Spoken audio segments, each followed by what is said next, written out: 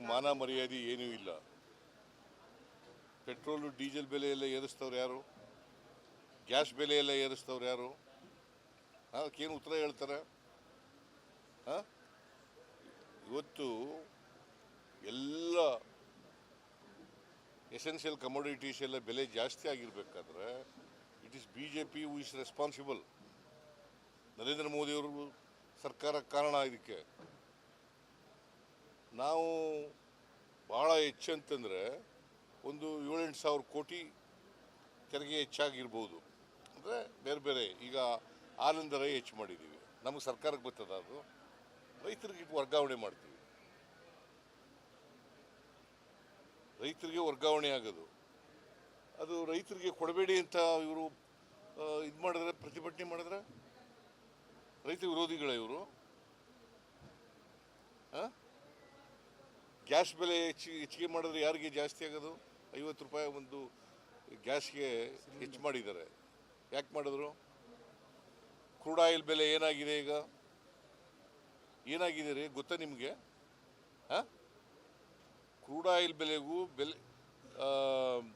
Petrol diesel ಬೆಲೆಗೂ ಹೆಚ್ಚು ಮಾಡೋದಕ್ಕೆ ಸಂಬಂಧ ಇದೆ. ಕ್ರೂಡ್ ಆಯಿಲ್ ಬೆಲೆ ಮನಮೋಹನ್ ಸಿಂಗ್ ಅವರು ಇದ್ದ ಕಾಲದಲ್ಲಿ $120 ಒಂದು ಬ್ಯಾರೆಲ್ಗಿತ್ತು. ಈಗ ಎಷ್ಟಾಗಿದೆ ಗೊತ್ತಾ? $65. ಮತ್ತೆ ಯಾಕೆ ನೀವು ಹೆಚ್ಚು ಮಾಡಿದ್ರಿ? ಯಾಕೆ ಹೆಚ್ಚು ಮಾಡಿದ್ರಿ? ಅದ್ರ ವಿರುದ್ಧ ಮಾತಾಡಿ. BJP ಅವರಿಗೆ ಫಸ್ಟ್ ಆಫ್ ಆಲ್ ಅವ್ರಿಗೆ ಮಾರಲ್ ರೈಟ್ ಇಲ್ಲ, ನಂಬರ್ 1. ನಂಬರ್ 2, ಬೆಲೆ ಏರಿಕೆ ಆಗಿರೋದು ಅವ್ರ ಕಾಲದಲ್ಲೇ. ಕೇಂದ್ರ ಸರ್ಕಾರದ ತಪ್ಪು ನೀತಿಯಿಂದಾಗಿ ಬೆಲೆ ಏರಿಕೆ ಜಾಸ್ತಿ ಆಗಿದೆ. ಅವರು ಪೆಟ್ರೋಲ್ ಡೀಸೆಲ್ ಬೆಲೆ ಇವತ್ತು ಎಷ್ಟು? ಒಂದು ಗ್ಯಾಸ್ ಉಪಯೋಗಿಸ್ತೀಯಾ? ಎಷ್ಟು ಒಂದು ಗ್ಯಾಸ್ ಬೆಲೆ ಎಷ್ಟೀಗ? ಅದು ಮನಮೋಹನ್ ಸಿಂಗ್ ಅವರು ಇದ್ದಾಗ ಎಷ್ಟಿತ್ತು? 400 ರೂಪಾಯಿ ಇತ್ತು. ಈಗ ಎಷ್ಟಾಗಿದೆ?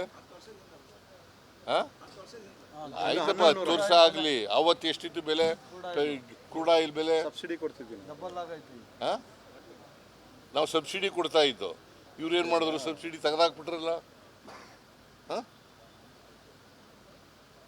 ಯಾಕೆ ನೀನು ಕೇಳೋದೇ ಇಲ್ಲ ಇವನ್ನೆಲ್ಲ? ಆರ್ಥಿಕ ದಿವಾಳಿ ಆಗಿದೆ, ವೇತನ ಕೊಡ್ಲಿಕ್ಕೂ ಸಹ ಸರ್ಕಾರದಲ್ಲಿ ದುಡ್ಡಿಲ್ಲ. ಯಾರು ಹೇಳಿದ್ದು? ಯಾವ್ದಾದ್ರು ಸಂಬಳ ನಿಂತೋಗಿದ್ಯಾ? ಪೆನ್ಷನ್ ನಿಂತೋಗಿದೆಯಾ? ಸೋಷಿಯಲ್ ಸೆಕ್ಯೂರಿಟಿ ಪೆನ್ಷನ್ಗಳು ನಿಂತೋಗಿದಾವ? BJP ಅವ್ರ ಕಾಲದಲ್ಲಿ ದುಡ್ಡಿಲ್ದೇವರು ಕೂಡ ಕೆಲಸ ಎಲ್ಲ ಅಪ್ರೂವಲ್ ಮಾಡಿಬಿಟ್ಟು ಟೆಂಡರ್ ಕರೆದ್ಬಿಟ್ಟು ದುಡ್ಡು ಹೊಡೆದ್ಬಿಟ್ಟು ಹೊಂಟೋದ್ರು. ಈಗ ಅವರು ನಮಗೆ ಪಾಠ ಹೇಳ್ಕೊಡಕ್ಕೆ ಬರ್ತಾ ಇದ್ದಾರೆ. ಇವತ್ತೇನಾದರೂ ಆರ್ಥಿಕವಾಗಿ ಕರ್ನಾಟಕ ರಾಜ್ಯ ದಿವಾಳಿ ಆಗಿದ್ರೆ it is BJP which is responsible. Jagadish Shettar ಇರುವಾಗಲೇ ಹಾಳಾದ್ದು ಎಲ್ಲ. ಬಸವರಾಜ ಬೊಮ್ಮಾಯಿ, ಯಡಿಯೂರಪ್ಪ, ಜಗದೀಶ್ ಶೆಟ್ಟರ್ ಇರುವಾಗಲೇ ಎಲ್ಲ ಹಾಳಾಗಿರೋದು. ಕರ್ನಾಟಕದಲ್ಲಿ ಈಗ ನಾವು 4,09,549 ಕೋಟಿ ರೂಪಾಯಿ ಬಜೆಟ್ ಮಾಡಿಸಿದೆ. ಹಿಂದಿನ ವರ್ಷ ಎಷ್ಟು ಬಣಿಸಿದೆ?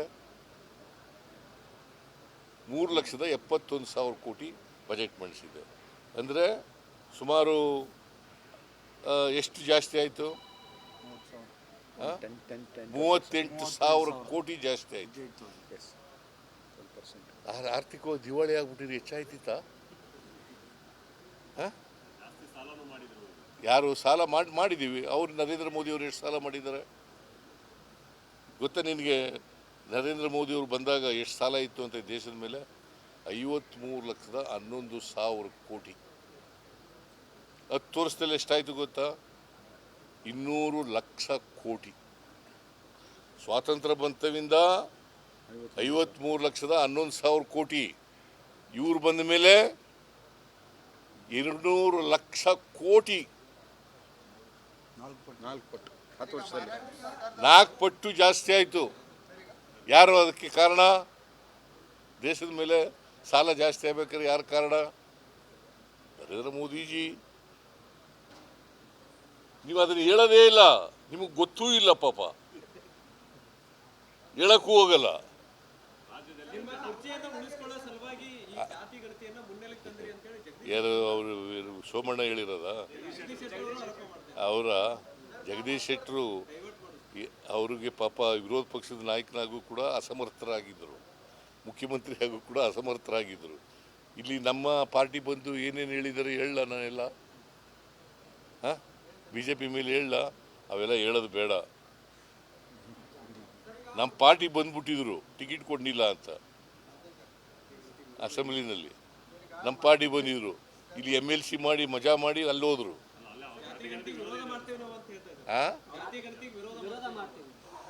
ಈಗ ನೋಡ್ರಿ, ಜಾತಿ ಗಣತಿ ನಮ್ಮ ಪಕ್ಷದ ಪ್ರಣಾಳಿಕೆಯಲ್ಲಿ ಹೇಳಿದ್ದೀವಿ ನಾವು, ಜಾತಿ ಗಣತಿ ಆಗಲೇಬೇಕು. ಈಗ ಜಾತಿ ಗಣತಿ ಆಗದೆ ಹೋದರೆ ನಿಮ್ಮ ಮನೆ ಕುಟುಂಬ ಇದೆ ಅಂತ ನಿಮ್ಮ ಕುಟುಂಬದಲ್ಲಿ ಆರ್ಥಿಕವಾಗಿ, ಸಾಮಾಜಿಕವಾಗಿ, ರಾಜಕೀಯವಾಗಿ ಏನಾಗಿದೆ ಅಂತ ಗೊತ್ತಾಗಬೇಕು ಬೇಡ? ಹಾಂ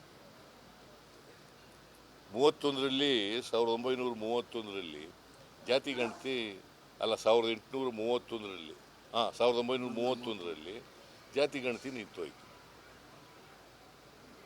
ಸ್ವಾತಂತ್ರ್ಯ ಬಂದ ಮೇಲೆ ಆಗಲಿಲ್ಲ. ಕೋರ್ಟ್ನಲ್ಲಿ, ಹೈಕೋರ್ಟ್ನಲ್ಲಿ, ಸುಪ್ರೀಂ ಕೋರ್ಟ್ನಲ್ಲಿ ನಿಮ್ಮ ಹತ್ರ ಏನಿದೆ ದಾಖಲಾತಿ, ಎಂಪೆರಿಕಲ್ ಡಾಟಾ ಇರಲಿಕ್ಕೆ ಏನಿದೆ ಅಂತ ಕೇಳ್ತಾ ಇದ್ರು. ಅನೇಕ ಹೈಕೋರ್ಟ್ಗಳಲ್ಲಿ, ಅನೇಕ ಸುಪ್ರೀಂ ಕೋರ್ಟ್ನಲ್ಲಿ ಕೇಳ್ತಾ ಇದ್ರು. ಮಂಡಲ್ ಕಮಿಷನ್ ವರದಿನಲ್ಲೂ ಕೇಳಿದ್ರು ಕೂಡ. ಅದಕ್ಕೆ ಜಾತಿ ಗಣತಿ ಮಾಡಬೇಕು. ಜಾತಿ ಗಣತಿ ಯಾಕೆ ಮಾಡಬೇಕು ಅಂತಂದರೆ, ಪ್ರತಿಯೊಬ್ಬರದು ಕೂಡ ಸ್ವಾತಂತ್ರ್ಯ ಬಂದು 75 ವರ್ಷ ಆಯಿತು. ಈಗ ನೀನು ಸ್ವಾತಂತ್ರ್ಯ ಬಂದಾಗ ನಿಮ್ಮ ಮನೆ ಕುಟುಂಬ ಹೆಂಗಿತ್ತು, ಈಗ ಹೆಂಗಾಗಿದೆಯಾ, ಮುಂದೇನಾಗ್ತೀಯಾ ಅಂತ ಗೊತ್ತಾಗಬೇಕು ಬೇಡ?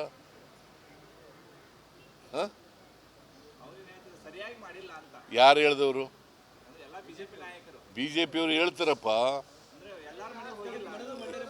ನೋಡ್ರಿ, 95% ಆಗಿದೆ. ಯಾವಾಗಲೂ ಕೂಡ ಸರ್ವೆ 100% ಆಗಲ್ಲ. 95% ಆಗಿದೆ.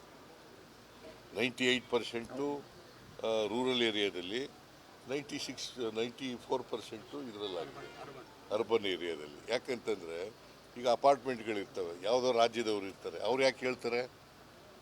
ಅವ್ರು ಸಿಗೋದು ಇಲ್ಲ.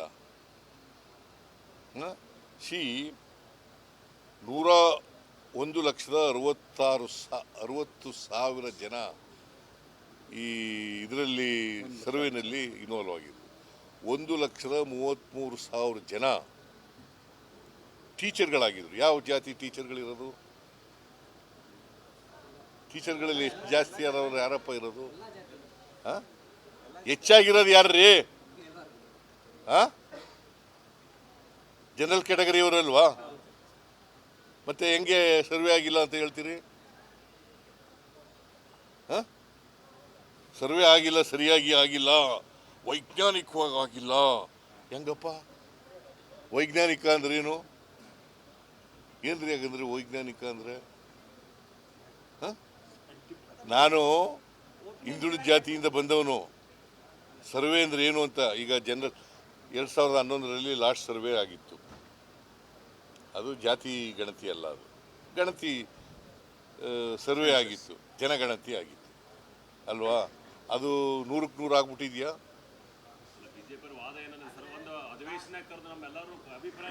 ನಾನು ಕ್ಯಾಬಿನೆಟ್ ಮಂಡಿಸ್ತೇನೆ, ಅಸೆಂಬ್ಲಿನಲ್ಲಿ ನೇರವಾಗಿ ಮಂಡಿಸೋಕ್ಕೆ ಬರಲ್ಲ. ಕ್ಯಾಬಿನೆಟ್ನಲ್ಲಿ ಮಂಡಿಸಿ, ಕ್ಯಾಬಿನೆಟ್ನಲ್ಲಿ ಚರ್ಚೆ ಮಾಡಿ ಆಮೇಲೆ ಅಸೆಂಬ್ಲಿನಲ್ಲಿ ಮಂಡಿಸೋದು. ಗೊತ್ತಾಯ್ತಾ?